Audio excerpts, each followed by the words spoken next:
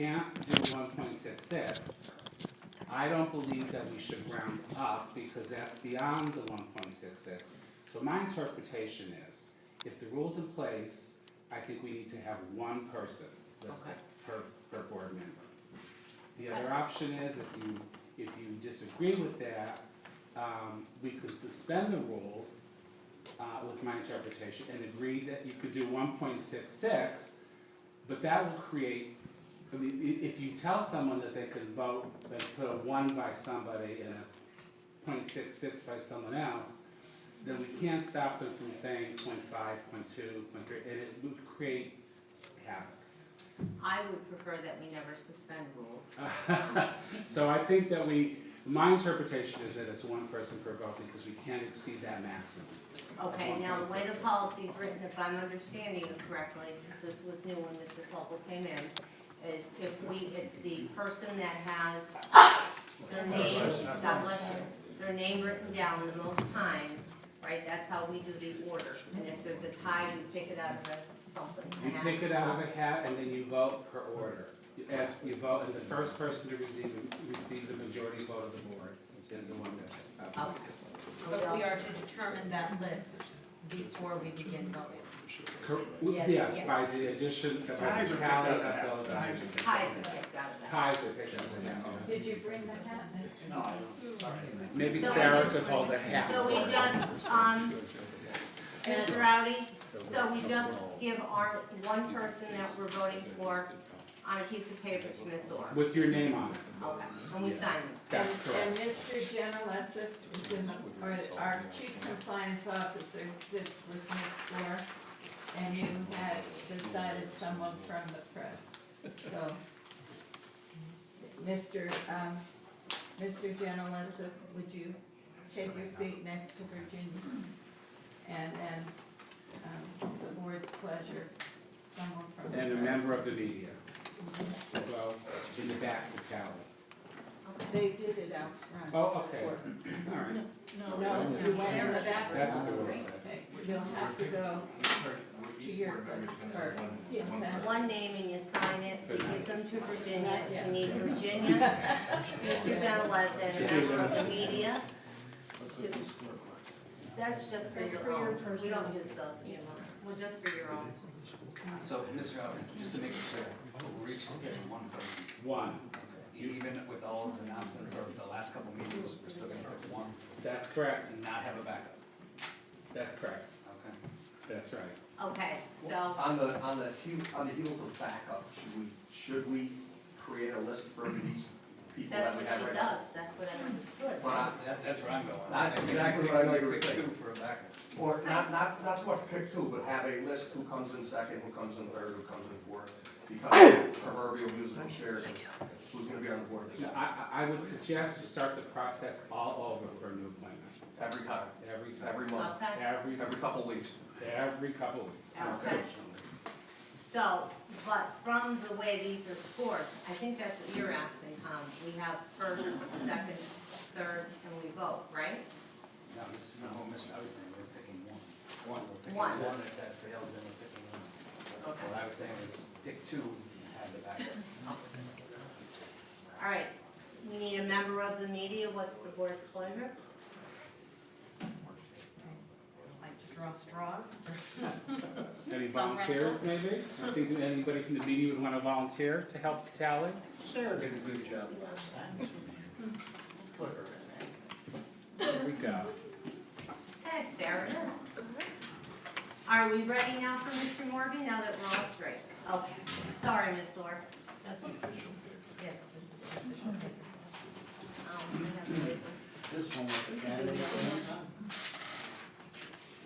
If we're to vote just for one of these candidates, one of these issues. and circle, that's a good idea. That's fine. Here we go, just in case. You know how I have to take a note. Perfect. After this, I'm sorry for the delay. after the votes are tallied, then. I don't understand your format today. Are you going to ask any questions at all or no? We have 4 people that will be asking you questions. And how long do they get to speak? 2 minutes. 2 minutes. 2 minutes, Mr. Morgan. Welcome. Thank you. You can start. Oh, I thought you were gonna ask me a Oh, question. no, you can address the board for 2 minutes, and then we'll ask you 4 questions. Okay. I'm here tonight because I never really considered, applying for the school board or running for school board, to be really bluntly honest with you. But, you know, we're faced with another situation where we're gonna go into recovery plan for the district, and I understand that from all the decades that I spent at the Scranton City Council and reading those documents and understanding the PEL, and I understand what the district is facing, and I'm concerned about closure of public schools. And, you know, when you read the Pennsylvania State Constitution, it calls for maintenance of a public school system that's efficient and thorough. And I really think that we need to take in the district a look at all the options that stand before this district. And I just think that with the bleed of all these directors just leaving and stuff, that it's really detrimental to the city school district's position in trying to plot a course of maintaining the public school system, especially when the coordinator comes from Harrisburg, and they have an agenda of their own, and I'm not so sure how well it's gonna serve the district. And I went to the meeting at the Lackawanna College where the Auditor General was there, and I was very troubled by that meeting because it took on the light of a political rally, and here's somebody that's moving with the power of the state, and I find that troubling. So what I would hope to do is, if appointed by this board, I would run for retention or election in the general election, and I would like to begin to look at a lot of the information that the district has to try to come up with solutions to some of the long-term problems that this district has faced with an overwhelming amount of nonprofits between, I would assume 30 to 40% of the tax base is tax exempt. Mr. Morgan, the time is up. You Okay. can finish your sentence, what you're No, saying. that's fine. Are you okay? Sure. Okay, now, Mr. Duffy, that's the first question? Yeah, Mr. Morgan, thank you very much for coming out tonight. I have one question. In your opinion, is the single largest financial issue our district faces? The amount of nonprofits in the district. Mr. Schuster? My question is, does any percentage of your household income, is it derived from the Scranton School District? No, nothing. You mentioned that you would run for retention. If you are not selected this evening, would you consider running outright? You know, I may do that, but to answer your question, I may just go out and try to sway public opinion to try to counteract the state, because I think there's a lot more power in numbers outside the school board seat than necessarily working with it in the constraints as a director. Mr. Morgan, if the recovery plan, which is basically we have signed up to abide by, and if that plan included a reduction in staff, whether it be teachers, non-professionals, or a combination of both, would you support that? I'd have to read that document, I'd have to look at the effects on the classroom and, you know, the general welfare of the students before I could determine whether I'd support that or not. Okay, thank you. Thank you. Am I done? Yeah, good. Thank you so much. Thanks, Lee. We want to make sure that he doesn't speak. Yeah.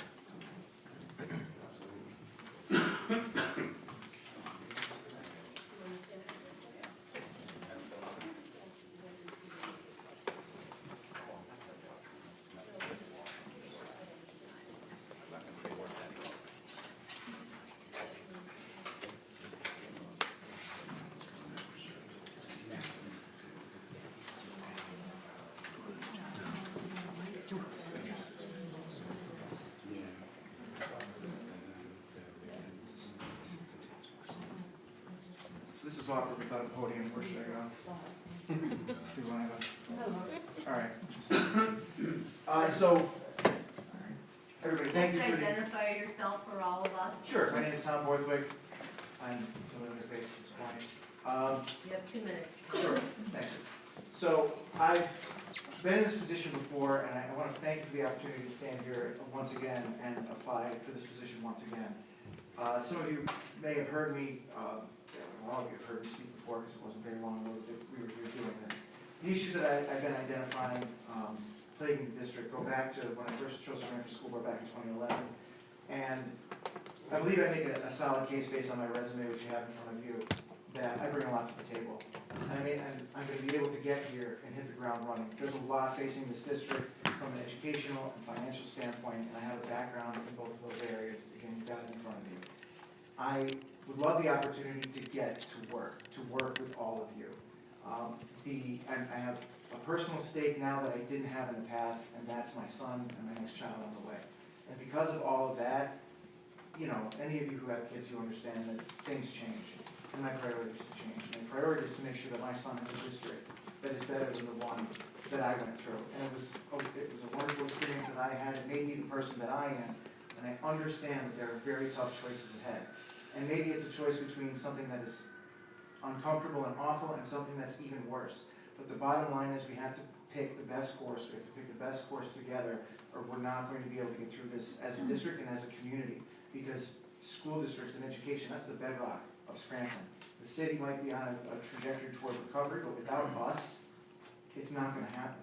I've got family who picked up and moved out of the city because they don't want to have kids go through this district while it's collapsing. And it's heartbreaking for me, I'm sure it's heartbreaking for all of you to hear something like that. And so I have a personal investment and a community investment in making sure that things get better and we work together to make them better. And I would love to take questions. We have 4 of them. Mr. Duffy will start with the first question. Good evening, Tom, thank you for coming. What, in your opinion, is the single largest financial issue facing our district? I mean, it's single largest is the funding formula, there's no question. I don't think on the board, there's nothing legislatively that you can all do to fix that. However, you've seen through the receipt of those grants from the state that the public pressure and the public awareness the board has been bringing to the issue it sounds like Harrisburg is listening. And I know that you in particular have focused on that. So I believe that maintaining that public pressure the Auditor General came, he had his town hall recently. You know, using him and his voice on a state level to pressure the legislature and governor to have an equitable funding formula. I mean, the amount of dollars that we were shortchanged, and forgive me if my estimate is incorrect, is something like almost $20 million a year, based on this $2,000 per student shortage and disparity between similarly sized districts. So I think that's the #1 issue. And it's unfortunate that the board isn't able to legislatively address it, but at the very least, you have voices, and you've been using them to success. Mr. Schuster? Is any percentage of your household income derived from the Scranton School District? My wife is a teacher in the district. And will you be abstaining from votes that pertain to teachers' contracts? I can't commit to that, and I'll tell you why, and it's not meant to be scandalous. I believe in a baseline that all workers deserve a fair contract and wage, and that's as a union member. I would never vote on anything that would be personally, individually related to my wife, so no. She doesn't have a principal cert, that's not happening, that kind of thing. Ms. Gilmartin? If you are selected this evening, will you run for retention? And if you are not, will you run outright? Yes and yes. Mr. Popel? Tom, if you are appointed to the school board and as time goes by, if the PFM recommendations for our financial problems, if part of their recommendations entail laying off employees, teachers, non-professionals, or whatever combination, would you support that? So, there's a couple of caveats. #1, I know that what PFM is probably going to recommend is going to be unpleasant.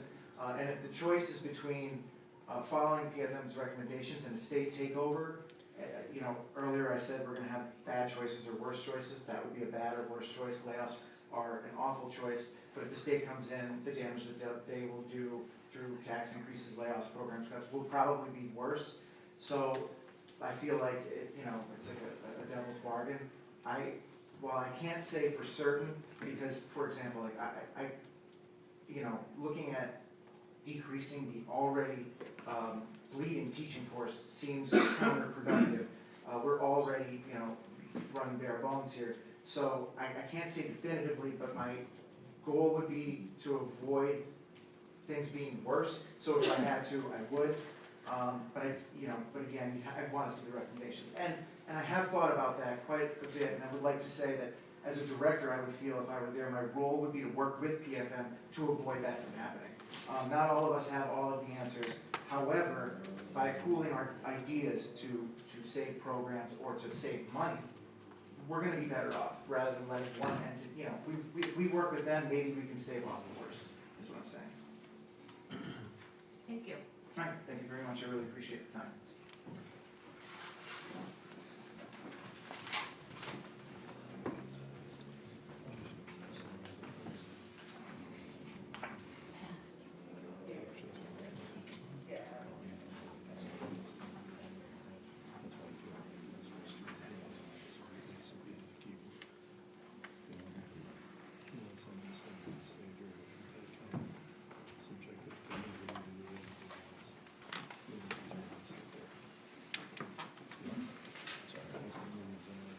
Can you introduce yourself?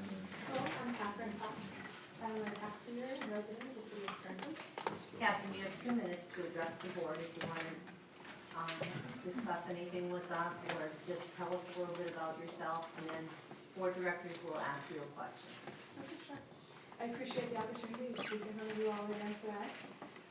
As I spoke about last time, I have a very large passion for the city of Scranton and for the Scranton School District. I went through the district myself.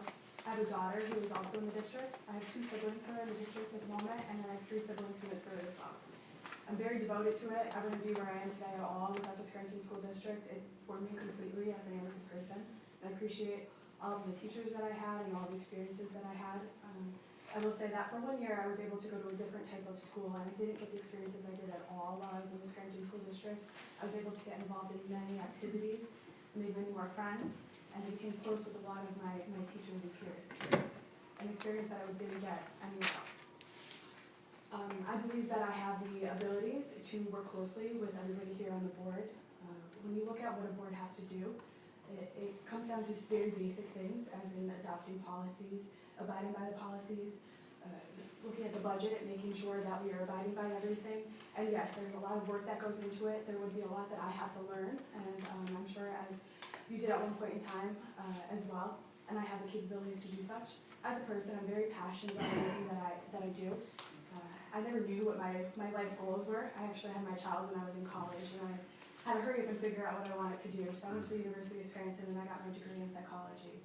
I had my daughter when I was between my sophomore and my junior year, and what someone recently told me is, in another meeting and such, they said, give a busy person work to do and it'll get done, and I feel like that's the definition of my life. This is the first point in my life where I didn't have 4 jobs to juggle, along with a young daughter, and then I did an internship within the city while I was in school as well. So I'm very good at juggling, multitasking. As the recovery officer for the district said, which I really felt like hit me home, and she said she had no skin in the game. I have no skin in the game. What I'm passionate about is helping children and making sure that they have the needs, and that the board and everybody in the city is doing what we can to better their environment and to give them the education that they need. Every day I work with community service. I'm always working at Catherine, excuse me, the buzzer just went off. You can finish up what you're saying. I always work with local organizations to give back to the community, and I would love to be able to give my time, my expertise. I have experience with numbers and crunching budgets and all those kind of things. And what I'm really good at is looking at processes and methods and finding a better way to do them. Even if they don't look like they need adjusting, I find an easier way and a more productive way to do that. So I really feel like that would be beneficial, and my goals are at heart for this. Thank you. Thank you. Mr. Duffy's going to ask, we have 4 questions for you. Don't run away. Mr. Duffy, Director Duffy's going to ask you a question first. Ms. Fox, thank you very much for being here. I have one question. What, in your opinion, is the single largest financial issue that our district faces? The single most large, well, see, I was looking at the PFM report recently, and I know that addresses certain things like the buildings that we have that have a higher cost, but have the, I need a lot of work done, and then also the transportation. But then when we're looking at the buildings and what could potentially be closed, then we're looking at higher transportation costs. So, I know that we're also doing the GSA report, where we have to make sure that the requirements are met, or else we won't save the $600,000 from that. So I believe that the largest financial restraint would be within the buildings and the transportation. Thank you. My question is, does any of your household income derive from the Scranton School District? Does anybody, Any of your household income? I didn't hear the Does any of your household income come from the Scranton School District? Oh, no, I'm so sorry. If you are appointed this evening, will you run to be retained? And if you are not, will you run outright in this next election? I would love the opportunity to serve the board, and then whatever way I would have to retain that. If you are appointed to the board and Pennsylvania Financial Management decides if their decision is that it would impact the employees of the district in the form of a layoff, whether it be teachers, non-professionals, or a combination, would you support that? With the correct information and the correct census of the board, and I would support whatever is necessary moving forward. Thank you. Thank you.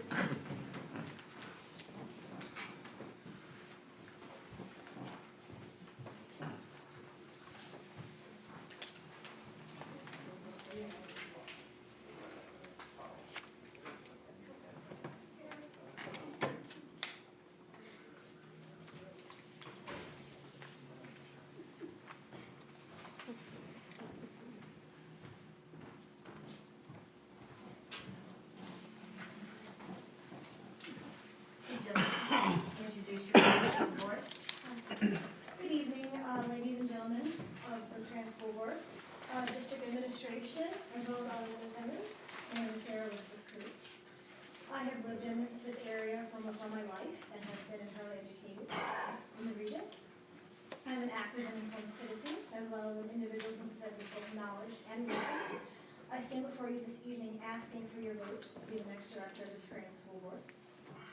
I'm fully cognizant of the issues and concerns that have been and are currently impacting the board, and therefore the schools in the district. And now that the district has been placed on financial recovery status, it is imperative that someone who fully understands the gravity of the situation be selected to work with you, the administration, Dr. Finan, as well as the soon-to-be appointed advisory panel. I will work productively to help the district regain financial solvency, continue the efforts at transparency, and restore the trust and dignity that Scranton taxpayers are desperately seeking. I have the ability to speak confidently and respectfully, as well as do so in a poised and gracious manner. There are a high number of students of color within the district, many of whom reside in bilingual homes.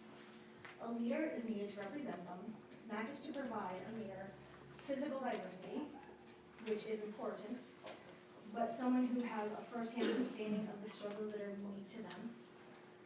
As a first-generation college graduate, I will serve as a model for these students, while also passionately advocating for all 10,000 plus students within the district. It is an honor and privilege to speak before you tonight, and I thank you for this great opportunity. Thank you. We have 4 questions for you. Sure. We'll start off with Director Duffy. Ms. Cruz, thank you very much for coming here today. What, in your opinion, is the single largest financial issue our district faces?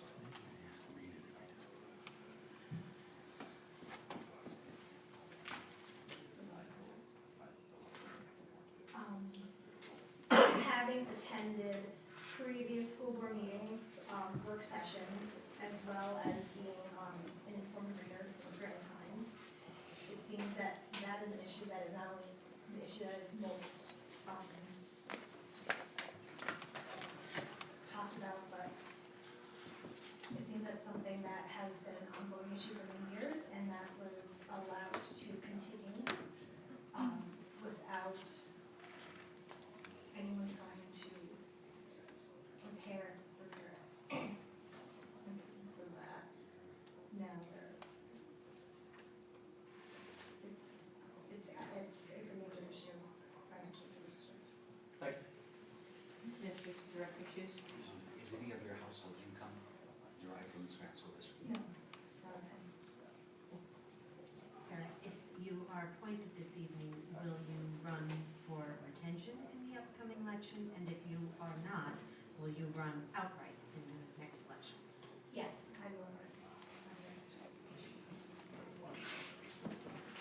are appointed to the, if you were appointed to the Scranton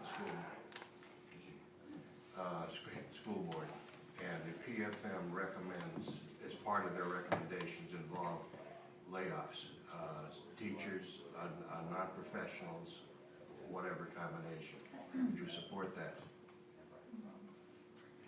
That's a challenge, because there have already been some emails with librarians and other employees. I don't know if that's something I can answer outright without looking at the numbers and without looking at which employees they would want to. Because it's a challenge. I don't think laying off one single person in any capacity is good.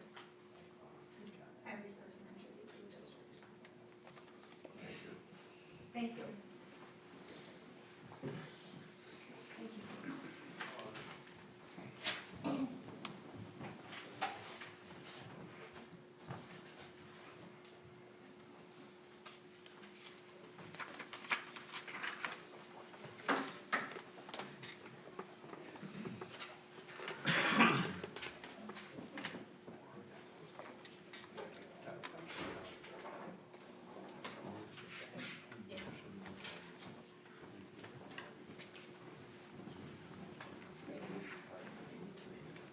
Good evening. Good evening. You have 2 minutes to address the board, and then we'll ask you 4 questions. That sounds like a plan. Well, good evening, everyone. Thank you for having me and giving me your attention. I want to cut to the chase. I'm here to help this school district become the best school district in the state of Pennsylvania. I've been in Scranton since 2002. I came for the PhD program at Marywood, and Marywood subsequently hired me as their workforce education director. And as far as my community service, with all these years, I've done nothing but advocate and work for the students and children in the Commonwealth. One of my key successes was the Every Student Succeeds Act. I was selected by Secretary Rivera to be on that statewide stakeholders to write and the Every Student Succeeds Act. And that was a model for the way I think the school district should approach the recovery, because it was stakeholders from everywhere from the community and learning leaders and thought leaders that all put in ideas to fix it. One of the things that I'm recently doing is, even with the Hazleton School District, there was an incident with the police that a student was use of excessive force. I got the video on Facebook, was sent to me. Within 24 hours, I had that with the the Pennsylvania Human Relations Commission, and we, and 2 days later, we were in the school district addressing the school board on a fact finding on how this police force brutalized the student. I do serve on the Scranton Human Relations Commission, and I chair that commission, and as well as the commissioner with the Governor's Advisory Commission on Latino Affairs. But my work in the state of Pennsylvania is for every student, regardless of their ethnicity or their gender. Your time is up, but you can finish up your sentence. Okay, well, that's not, I didn't want to make it clear that I serve on all these commissions that are designed for equity and diversity, but my commitment is to every student in the state. Thank you. Director Duffy will ask the first question. Sure. Thank you, sir, for coming out tonight. My question is, what, in your opinion, is the single largest financial issue our district faces? See the largest financial issue? Yes, sir. Oh God, it seems like there were so many. But I'm thinking the transportation issue with the, that was huge because as I've been following it, there hasn't seemed to been any way to negotiate and get beyond it. So as long as that's there, it's one of those big white elephants that no one wants to touch, but it must be dealt with and move forward. Thank you. Thank you. any of your household income come from the Scranton School District? Oh, not at all. My income is retired military. Mr. Warren? If you are appointed this evening, will you run for retention in the upcoming election? And if you are not, will you run outright in this next election? The answer is yes. I was asked, and I would do it. I ran for state rep last year and I was slaughtered. However, I despise politics. I love government that works. I take my orders from the governor, and that's the way it is. I love government that works. I love on boards, Catholic Social Services Board of Directors, and everyone is going through financial difficulties, and my job has always been to help guide, beyond that. So I have chaired the Alzheimer's Association. I was the chair of the audit committee, so we, coming on to that, I was able to get clean audits for 3 straight years, as well as I serve on the Team Pennsylvania Foundation, and I serve on that audit committee, and we've had for the 2 years that I've been on that committee, clean audits, and that means after cleaning up, that's so the answer is yes, I'll run, absolutely. I've already kind of got a little army of runners, I guess that's what we call them, from all over the city, not just one particular group. Sir, if you're appointed to the Scranton School Board and the PFM and the recovery team comes up with recommendations that include layoffs of teachers and/or non-professionals or any combination of the two, would you support that? Oh yes, you have to say yes, because the thing is that the purpose of the recovery plan is to come up with the solution. Now, I would say that has to be the absolute last option, because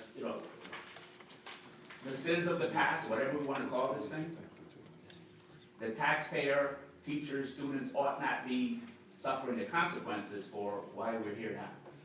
That's my position. So I'm not going to answer that question like somebody would say, oh, of course I wouldn't be for it. The bottom line is that when we do these things and these recoveries, there's things that are going to fall off the table, but it has to be based on facts. It has to be based on good fiduciary responsibilities that we take and good scientific study of those numbers.